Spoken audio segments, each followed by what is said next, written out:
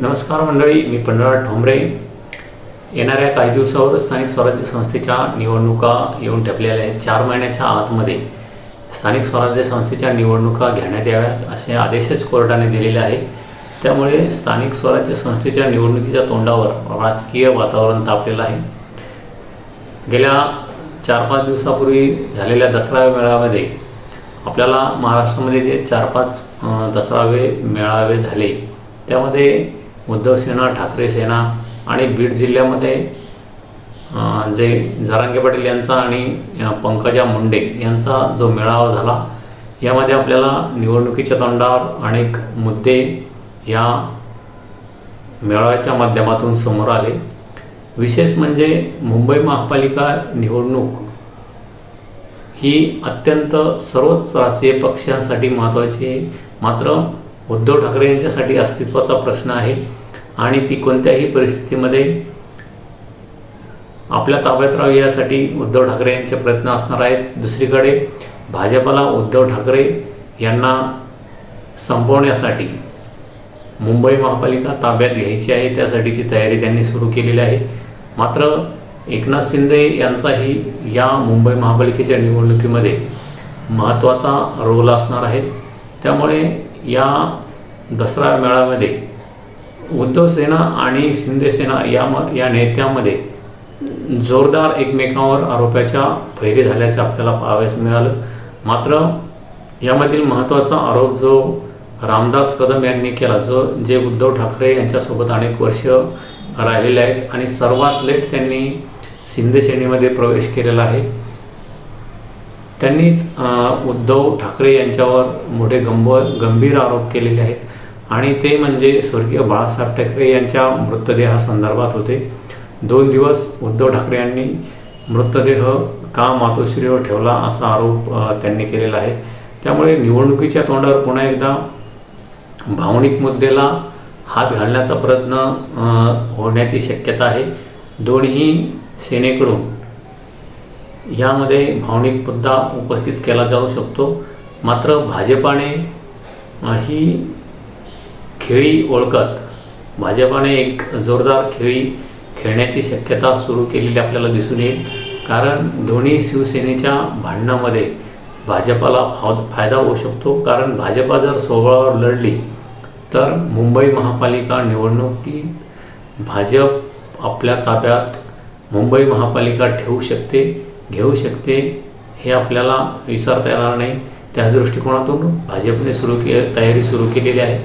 नुकताच देवेंद्र फडणवीस यांच्या उपस्थितीमध्ये भाजपाचा एक संकल्प मेळावा या ठिकाणी पार पडला आणि या मेळाव्यामध्ये त्यांनी मुंबई महापालिका ही आपल्याला जिंकायची आहे आणि भाजप ही मुंबई महापालिका जिंकेल असं त्यांनी अनेक वेळेस सांगितलं. मात्र काही वेळेस त्यांनी महायुतीचा उल्लेख केला, मात्र तो काही वेळेस मुद्दामच त्यांनी महायुतीचा उल्लेख केला.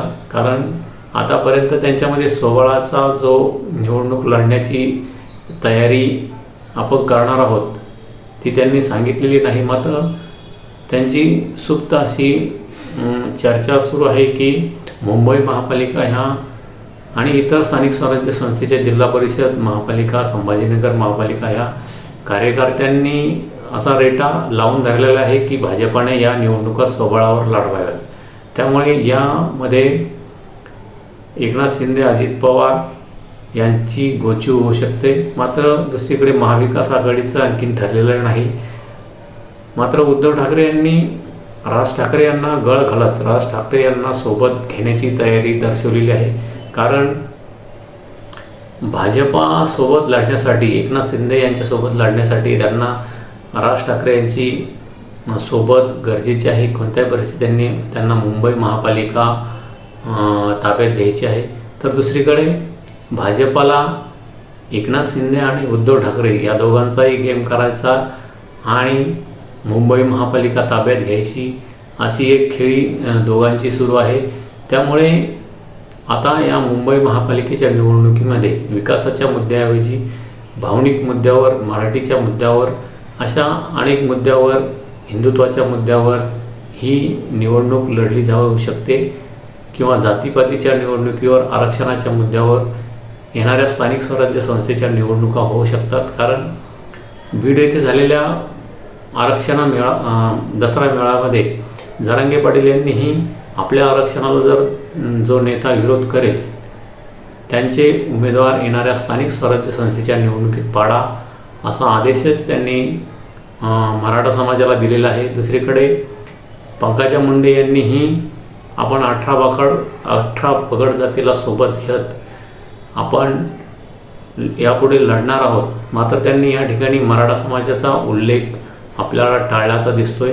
कारण पूर परिस्थितीमध्ये मराठवाड्यात जी पूर परिस्थिती निर्माण झाली यामध्ये 18 पगड जातीने पूर परिस्थितीतील लोकांना मदत केली असा आपल्या भाषणात उल्लेख केला. मात्र त्यांनी मराठा असा उल्लेख टाळला आहे. मात्र मराठा समाजाला आरक्षण देताना दुसऱ्याच्या ताटातील आरक्षण दिले जाणार नाही असा इशाराही त्यांनी दिलेला आहे. त्यामुळे त्यांना येणाऱ्या निवडणुका ह्या मराठा समाजाला वगळून लढवायच्यात का अशी एक चर्चा सुरू आहे.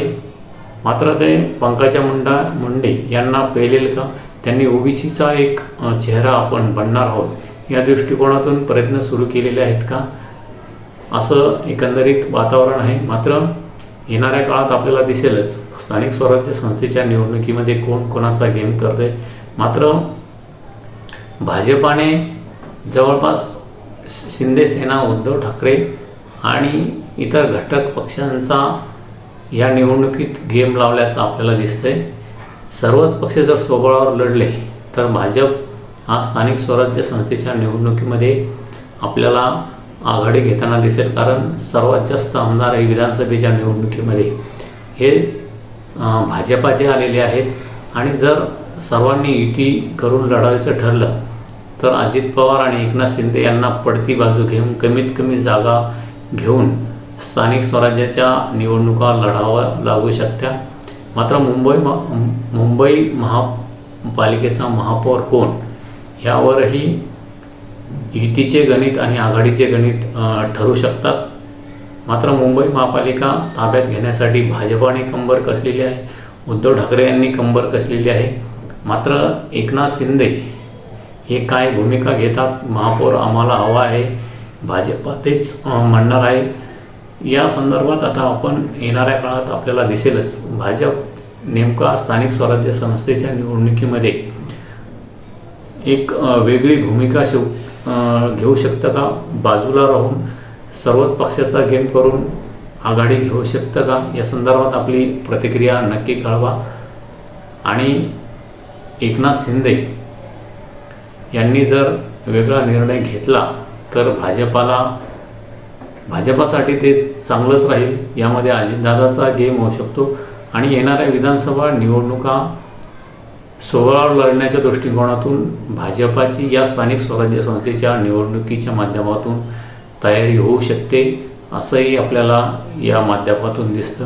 आपण आपली प्रतिक्रिया नक्की कळवा की या स्थानिक स्वराज्य संस्थेच्या निवडणुका ह्या भावनिक मुद्द्यावर न होता त्या विकासाच्या मुद्द्यावर झाल्या पाहिजे.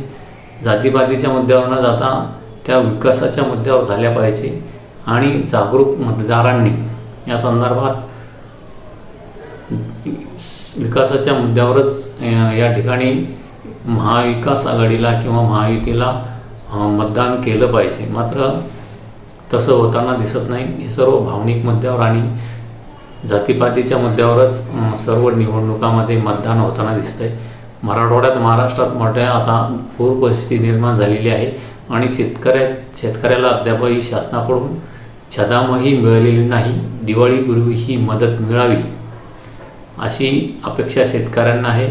आणि शेकडो शेतकऱ्यांनी आत्तापर्यंत आत्महत्या केलेल्या आहे. त्यामुळे शेतकरी महायुती सरकारवर नाराज होऊ शकतो आणि याचा फटका महायुती सरकारला किंवा भाजप सरकारला बसू शकतो. असं एकंदरीत वातावरण येणाऱ्या स्थानिक स्वराज्य संस्थेच्या निवडणुकीच्या पार्श्वभूमीवर आहे. आपणही आपली प्रतिक्रिया नक्की कळवा. आणि हीच बाब महाविकास आघाडीच्या पथ्यावर ते जर एकत्र लढले तर पडू शकते का, या संदर्भातही आपली प्रतिक्रिया नक्की कळवा. आपलं चॅनल सबस्क्राईब करा, शेअर करा. धन्यवाद. थांबतो.